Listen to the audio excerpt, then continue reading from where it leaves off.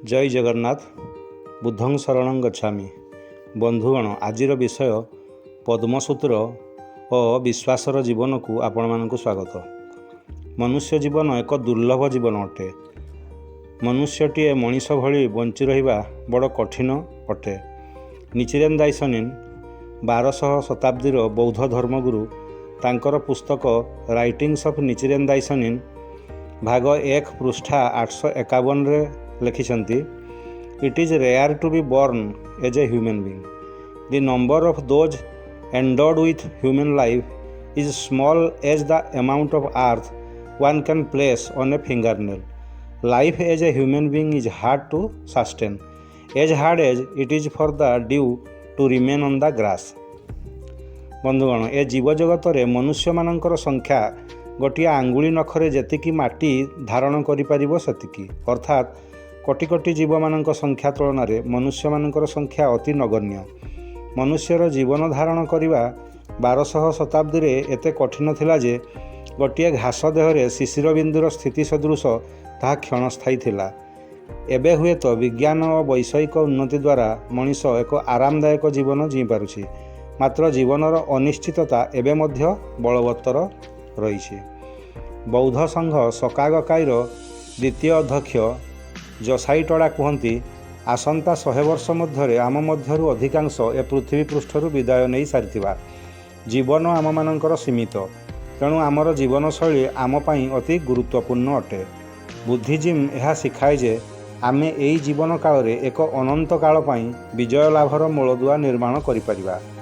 एहा ही बुद्धिजिम प्रैक्टिस करिवार उद्देश्य। आमर ए दिगरे कृतकार्य हेबाटा निर्भर करे पद्मसूत्र उपरे आमर आजीवन विश्वास उपरे।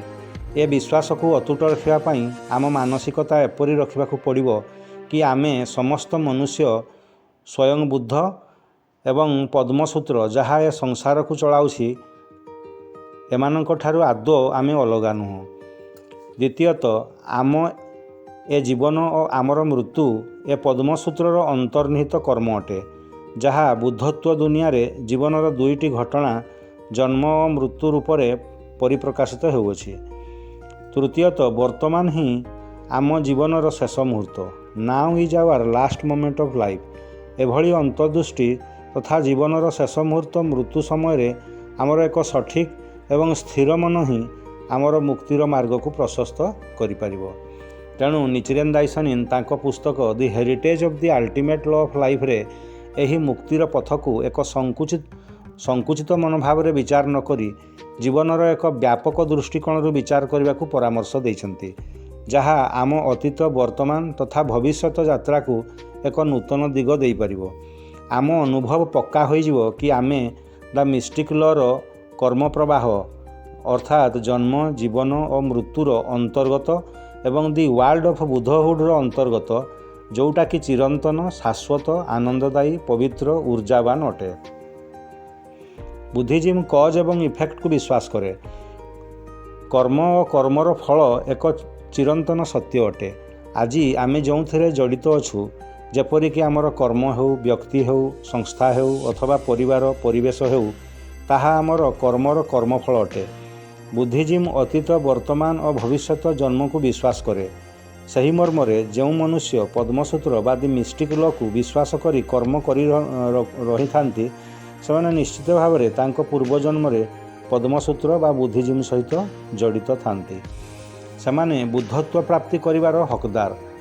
अतीत जीवन रे पद्मसूत्र सहित जड़ित रहिबाटा कज हेले एई जन्म रे ताकू बुझी पारिबा तथा ताकू अनुसरण करी सुख शांति प्राप्त करिबा एफेक्ट अटे।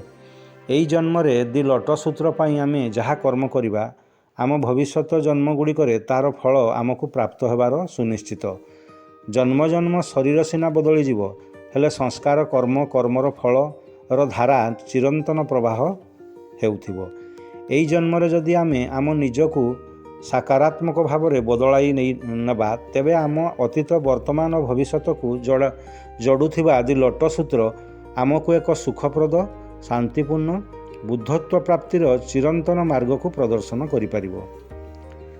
यह साधारण भावे बुझिबा कष्ट हुए जे आमर जीवनर अतीत उपरे ଆମ ଜୀବନର ବର୍ତ୍ତମାନ କିପରି ଭାବରେ ପ୍ରଭାବ ପକାଇବ। ଏହି ଜୀବନରେ ଦି ଲୋଟସ୍ ସୂତ୍ରକୁ ଆପଣାଇ ନେବା ଅର୍ଥ ଆମ ଅତୀତ ଜୀବନମାନଙ୍କରେ ଜନ୍ମ ଓ ମୃତ୍ୟୁର ଚକ୍ରରେ ଅନୁଭବ କରୁଥିବା ଦୁଃଖ କଷ୍ଟ ଓ ଭ୍ରମକୁ ସବୁକୁ ଏକ ସ୍ୱପ୍ନ ଥିଲା ଭଳି ଜ୍ଞାତ ହେବ। ଦି ମିଷ୍ଟିକ୍ ଲ'ର ଏକ କର୍ମ ଥିଲା ଏଭଳି ମନେ ହେବ। ଏହିଭଳି ଜାଗୃତି ବା ଆୱେକେନିଂ ଏକ ବାସ୍ତବ ଜୀବନ ଜୀଇବାରେ ପ୍ରେରଣା ଦେବ। ଏହି ଜୀବନରେ ସେ ପ୍ରେରଣା ଆମକୁ ମିଳିବ। ବୁଦ୍ଧଙ୍କର ଅନୁସାରେ ଏହା ହିଁ ଟ୍ରୁ ଏସ୍ପେକ୍ଟ ଅଫ୍ ଲାଇଫ୍। ଏହା ହିଁ ଜୀବନର ସତ୍ୟ ରୂପ ଅଟେ। ଆମର ଏହି ଜୀବନରେ ଘଟି ଚାଲିଥିବା ଘଟଣା ଦୁର୍ଘଟଣାର ପ୍ରବାହକୁ ଆମେ ଆକ୍ଚୁଆଲ ରିଏଲିଟି ବା ବାସ୍ତବିକ ସତ୍ୟ ବୋଲି ଭାବି ନେଉଛୁ। କିନ୍ତୁ ଯଦି ବୁଦ୍ଧିଜିମ୍ର ଜୀବନ ମୃତ୍ୟୁ ଓ ଜନ୍ମ ବୃହତ୍ ଦୃଷ୍ଟିକୋଣରୁ ଦେଖିବେ, ତେବେ ଏ ସଂସାର ଏକ ସ୍ୱପ୍ନ ଭଳି ଲାଗିବ, କ୍ଷଣଭଙ୍ଗୁର ଲାଗିବ, ବାଲିଘର ଲାଗିବ, ମାୟା ଭଳି ଜ୍ଞାତ ହେବ।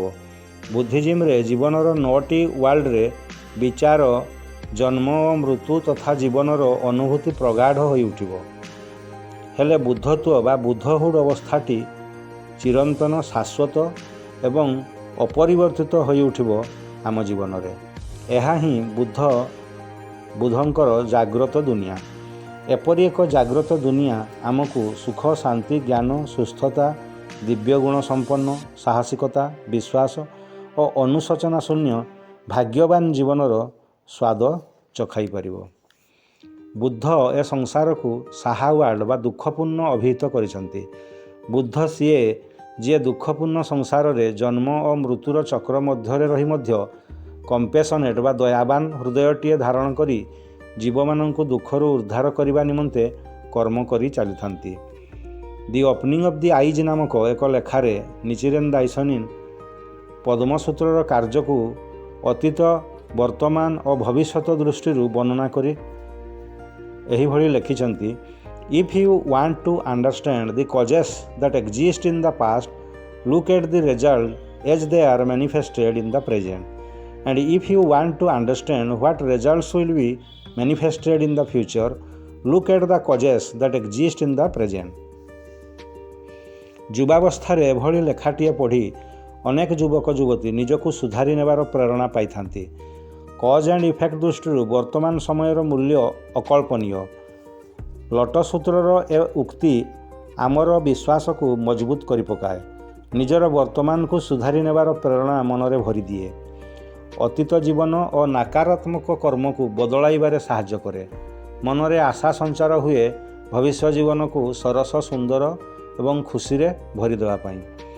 ଦାଇସନିନ୍ଙ୍କର ଏଭଳି ଲେଖା ମନୁଷ୍ୟ ଭିତରେ ଗୋଟିଏ ଦୃଢ଼ ଆତ୍ମପ୍ରତ୍ୟୟ ଜନ୍ମାଇଥାଏ। ଅତୀତରେ ଦୁଃଖ ଦୁର୍ଦ୍ଦଶାକୁ ବଦଳାଇ ଏକ ଅସରନ୍ତି ଆଶାପୂର୍ଣ୍ଣ ଜୀବନ ଜୀଇବାର ସଂକଳ୍ପକୁ ମଧ୍ୟ ଦୃଢ଼ କରାଇଥାଏ। ଲୋଟସ୍ ସୂତ୍ର ବା ପଦ୍ମସୂତ୍ରର ଏଭଳି ଶକ୍ତିକୁ ମାପିବା କଷ୍ଟକର। ତେଣୁ ଲୋଟସ୍ ସୂତ୍ରକୁ ଦି ମିଷ୍ଟିକ୍ ଲ କୁହନ୍ତି ବା ରହସ୍ୟମୟ ସୂତ୍ରର ଆଖ୍ୟା ଦେଇଛନ୍ତି ଗୌତମ ବୁଦ୍ଧ। ଲୋଟସ୍ ସୂତ୍ର ଉପରେ ବିଶ୍ୱାସର ଏ ଶିଖାଟି ଅନେକ ମନୁଷ୍ୟଙ୍କ ଜୀବନରେ ଲିଭିଯାଏ, ଯଦିଓ ସେମାନେ ଜୀବନ କାଳରେ ଦି ମିଷ୍ଟିକ୍ ଲର ସଂସ୍ପର୍ଶରେ ଆସିଥାନ୍ତି। ଏପରି ହେବାର କାରଣ ମନୁଷ୍ୟମାନେ ଭାଗ୍ୟ ଓ ଖ୍ୟାତି ଅର୍ଜନ କରିବାର ମାୟାଜାଲରେ ପଡ଼ିଯାନ୍ତି। ବୌଦ୍ଧ ଭାଷାରେ ସେମାନେ 3 obstacles ଏବଂ 4 devils ମାନଙ୍କ ଦ୍ୱାରା ପରାଜିତ ହୋଇଯାନ୍ତି। ଆମ ବିଶ୍ୱାସରେ ଟିକିଏ ଢିଲାପଣ ଆମ ଭିତରେ ଲୁଚି ରହିଥିବା ମୂଳ ଅନ୍ଧକାରକୁ ବା ଫଣ୍ଡାମେଣ୍ଟାଲ ଡାର୍କନେସ୍କୁ ଉଜ୍ଜୀବିତ କରିପକାଏ। ଜୀବନର ନକାରାତ୍ମକ ଶକ୍ତିମାନେ ସକ୍ରିୟ ହୋଇ ଉଠନ୍ତି। ସେହି ମର୍ମରେ ରାଇଟିଂସ୍ ଅଫ୍ ନିଚିରେନ୍ ଦାଇସନିନ୍ ଭାଗ 1ର 997 ପୃଷ୍ଠାରେ ସେ ଲେଖିଛନ୍ତି, strengthen your faith day by day and month after month. Should you slacken in your resolve even a bit, devils will take advantage. ସେଥିପାଇଁ ନିଚିରେନ୍ ଦାଇସନିନ୍ ନିଜେ ଶପଥ ନେଇଛନ୍ତି ସେ ଏ ବିଶ୍ୱାସର ରାସ୍ତାରୁ କେବେ ହଟିବେ ନାହିଁ। ବୁଦ୍ଧଙ୍କ ଏ ପଦ୍ମସୂତ୍ରର ଶକ୍ତିଶାଳୀ ଓ ଅଦମ୍ୟ ଇଚ୍ଛାଶକ୍ତିକୁ ସେ କେବେ ମନରୁ ଲିଭାଇ ଦେବେ ନାହିଁ। ସାରା ସଂସାରର ଦୁଃଖୀ ଓ ନିର୍ଯାତିତ ସାଧାରଣ ମଣିଷମାନଙ୍କୁ କର୍ମ ଓ ମାନସିକ ବନ୍ଧନର ବେଡ଼ିରୁ ମୁକ୍ତି ଦେବା ପାଇଁ ସେ ନେଇଥିଲେ ବଜ୍ର ଶପଥ।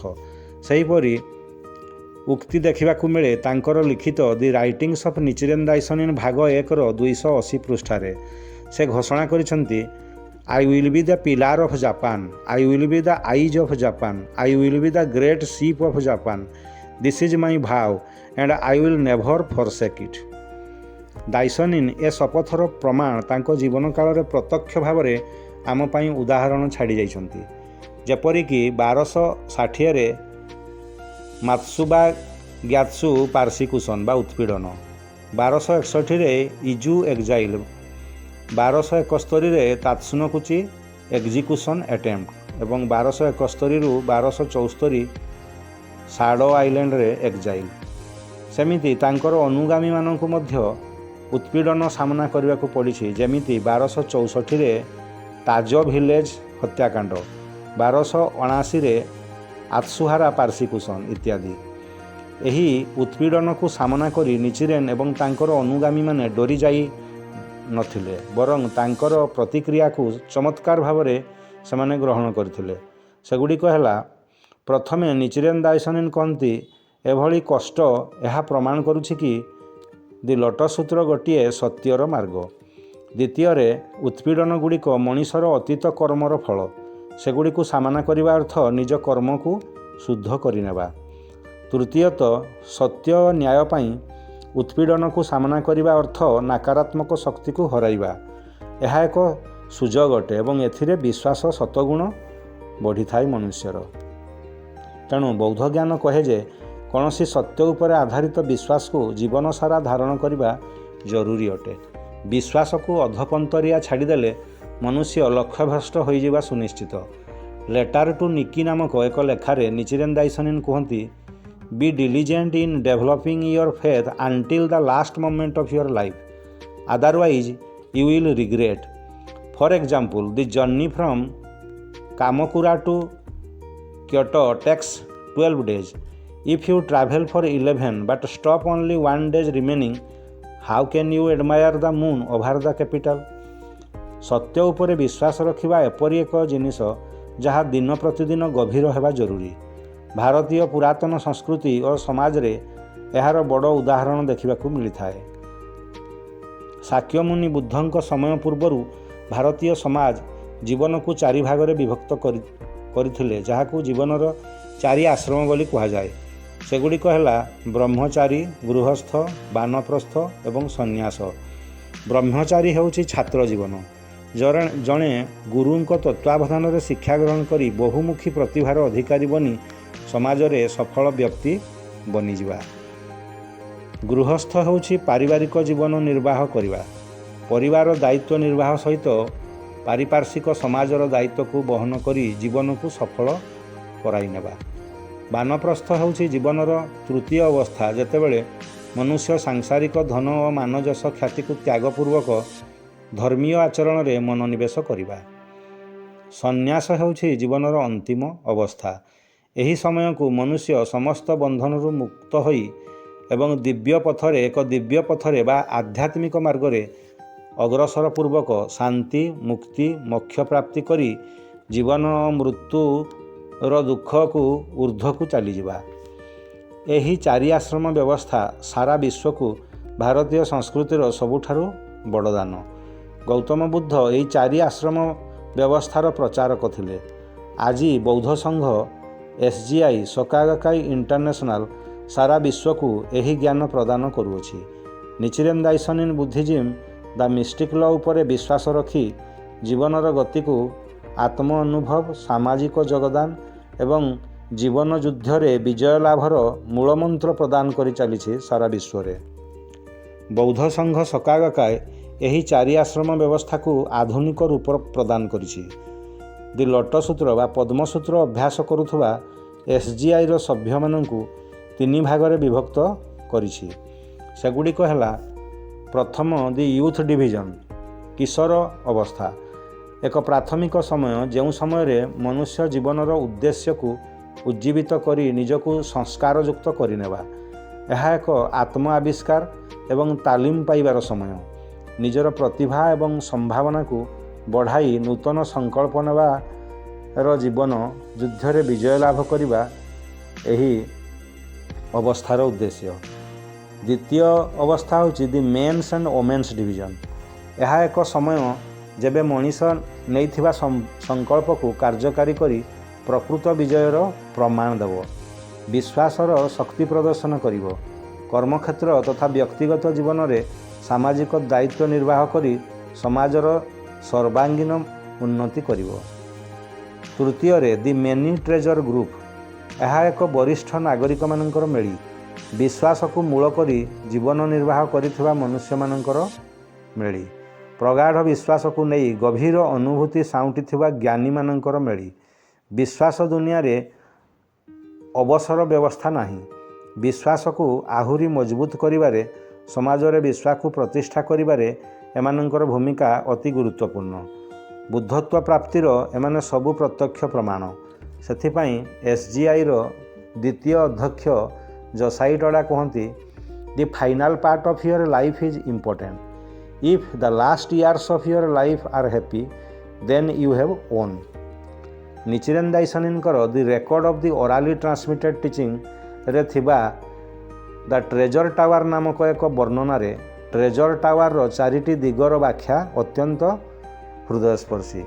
ମନୁଷ୍ୟ ଶରୀରର 4ଟି ଅବସ୍ଥା ଯଥା ଜନ୍ମ, ବୟସ୍କ ଅବସ୍ଥା, ଅସୁସ୍ଥ ଅବସ୍ଥା ତଥା ମୃତ୍ୟୁର ସମୟ ଅବସ୍ଥାକୁ ଦର୍ଶାଏ ଏ ଟ୍ରେଜର ଟାୱାରର 4ଟି ଦିଗ। ଏ 4ଟି ଅବସ୍ଥାକୁ ସର୍ବଭୌମିକ ପୀଡ଼ା ବା ୟୁନିଭର୍ସାଲ ସାଫାରିଂ ବୋଲି ଗଣନା କରାଯାଏ।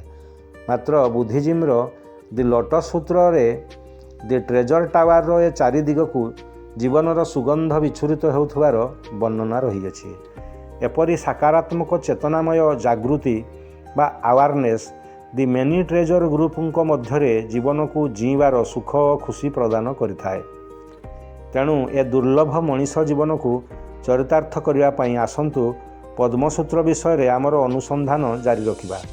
ବିଶ୍ୱାସର ଏକ ଶାନ୍ତିମୟ ଜୀବନ ବିତାଇବାରେ ଏହା ନିଶ୍ଚୟ ଆମ ସମସ୍ତଙ୍କର ସହାୟକ ହେବ।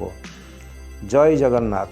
ବୁଦ୍ଧଂ ଶରଣଂ ଗଚ୍ଛାମି, ଧର୍ମଂ ଶରଣଂ ଗଚ୍ଛାମି, ସଂଘଂ ଶରଣଂ ଗଚ୍ଛାମି।